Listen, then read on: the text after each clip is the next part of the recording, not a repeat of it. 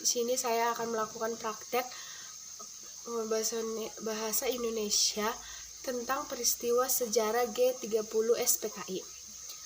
Gerakan 30 September atau yang bisa dikenal dengan G30 SPKI merupakan peristiwa penting dalam sejarah Indonesia. Peristiwa ini disebut sebagai sejarah yang harus diingat oleh masyarakat, apalagi generasi muda seperti kita. Peristiwa ini terjadi pada 30 September hingga 1 Oktober 1965 di Jakarta dan di Yogyakarta, ketika 6 perwira tinggi dan 1 perwira menengah TNI Angkatan Darat Indonesia beserta beberapa orang lainnya dibunuh dalam upaya kudeta. Sejarah singkat dari G30 SPKI. G30 SPKI merupakan gerakan yang bertujuan untuk menggulingkan pemerintah Presiden Soekarno dan mengubah Indonesia menjadi negara komunis. Gerakan ini dipimpin oleh D.N. Aidit yang saat ini merupakan Ketua dan Partai Komunis Indonesia atau PKI.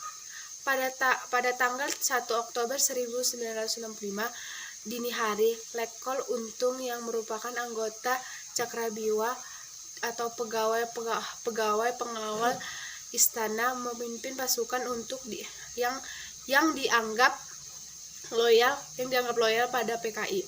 Ada juga pejabat tinggi yang menjadi korbannya, yaitu yang pertama Letnan Jenderal Alumerta Ahmad Yani, yang kedua yaitu Mayor Jenderal Raden Suweprato, yang ketiga yaitu Mayor Jenderal Mas Tritadormo Haryono, yang keempat yaitu Mayor Jenderal Siswondo Parman, yang kelima yaitu Brigadir Jenderal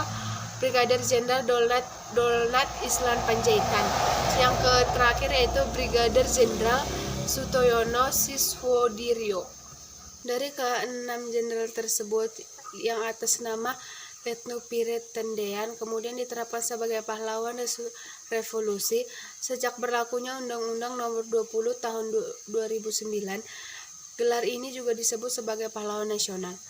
Ada juga beberapa yang menjadi korban pembunuhan di Yogyakarta dan di Jakarta, yaitu Brigadir Polisi Ketua Karel Katsuwitubon, Kolonel Katamso Darmoyokusumo, dan Letnan Kolonel Sugiono Bangwiono.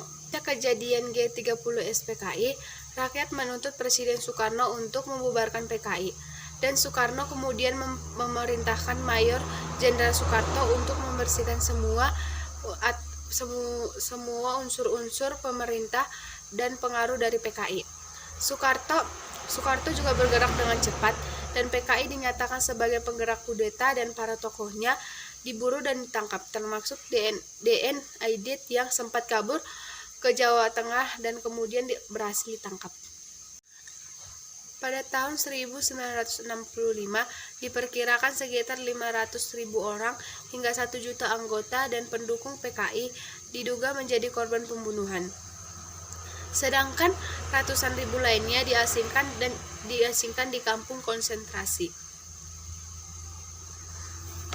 Pesan moral yang dapat saya ambil dari peristiwa G30 SPKI yaitu janganlah kita mudah dipengaruhi oleh orang jahat atau niat-niat jahat yang datang kepada kita, karena niat jahat tidak akan mampu mengalahkan kebaikan.